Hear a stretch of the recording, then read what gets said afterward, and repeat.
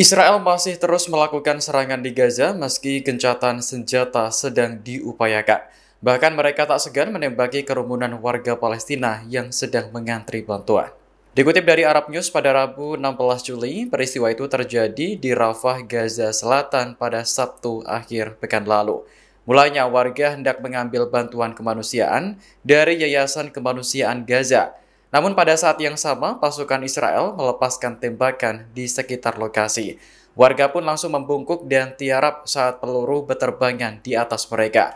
Situasi semakin mencekam karena mereka tidak bisa lari dan terjebak dalam kerumunan tersebut.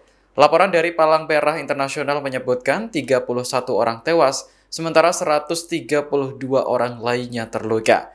Salah satu korban selamat mengatakan, pasukan Israel menembaki warga secara acak.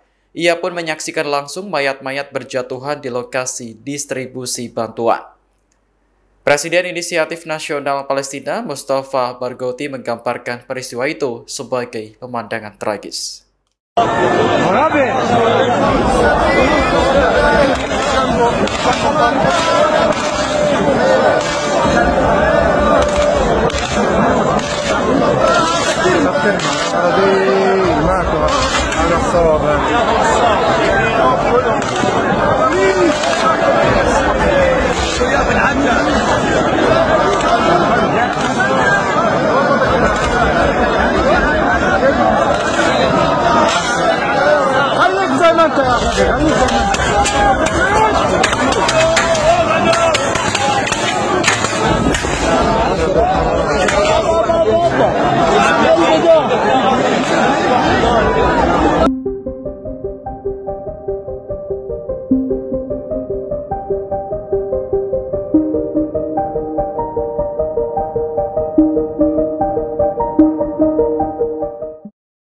Perdana Menteri Israel Benyamin Netanyahu berencana membangun kota kemanusiaan untuk tujuan relokasi warga Gaza. Namun rencana tersebut justru ditentang oleh para pendahulunya. Dalam wawancara bersama The Guardian pada Minggu 14 Juli, mantan Perdana Menteri Israel Ehud Olmert menilai upaya relokasi sama saja seperti pembersihan etnis. Ia sangat yakin bahwa Netanyahu bukan ingin menyelamatkan warga Gaza, namun membuang mereka dengan dalih dibuatkan kota kemanusiaan. Kota ini rencananya akan dibangun di Rafah, Gaza Selatan yang hancur akibat perang. Meski lokasinya masih di Gaza, warga yang masuk tidak diperbolehkan keluar lagi sehingga memberi kesan seperti dikurung.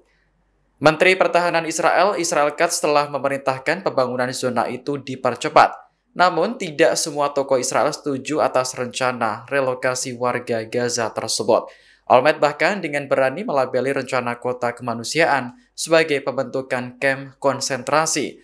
Pernyataan ini mengejutkan banyak pihak di Israel, mengingat perbandingan dengan kamp konsentrasi Nazi selama ini dianggap tabu. Selain Olmert, Yair Lapid, pemimpin oposisi Israel, juga mengecam rencana relokasi. Lapid menuding Netanyahu hanya ingin memuaskan mitra koalisinya dari kelompok ekstrim kanan agar tetap mempertahankan kekuasaan. Melalui media sosial, Lapid mendesak perang segera diakhiri dan Sandra dibebaskan.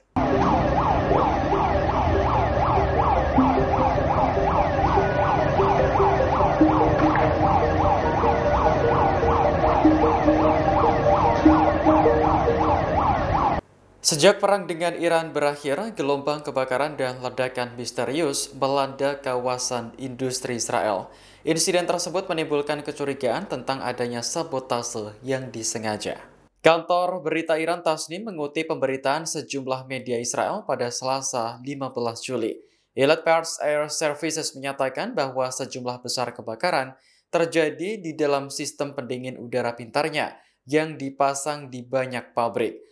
Perusahaan itu menggambarkan pola tersebut sebagai sesuatu yang sangat tidak biasa dan konsisten dengan gangguan terkoordinasi. Laporan itu muncul saat sentimen anti-Israel meningkat di seluruh dunia. Akhir Juni lalu, kelompok bernama Cyber is Not Front mengaku bertanggung jawab atas serangan siber besar-besaran terhadap Ben Simon Aluminum Industries. Perusahaan tersebut punya hubungan erat dengan militer dan pertahanan Israel. Cyber is Not Front mengatakan pihaknya telah menonaktifkan semua sistem operasional selama operasi. Selain itu juga mengekstrak data rahasia terkait infrastruktur pertahanan sebelum menghancurkan data asli untuk mencegah pemulihan. Serangan ini menyusul operasi yang menargetkan Rafael, produsen senjata yang beroperasi di bawah Kementerian Pertahanan Israel. Kegagalan teknis dilaporkan dalam sistem yang bergantung pada komponen Rafael yang menyebabkan kemunduran operasional bagi pasukan Israel. Download Tribun X sekarang, menghadirkan lokal menjadi Indonesia.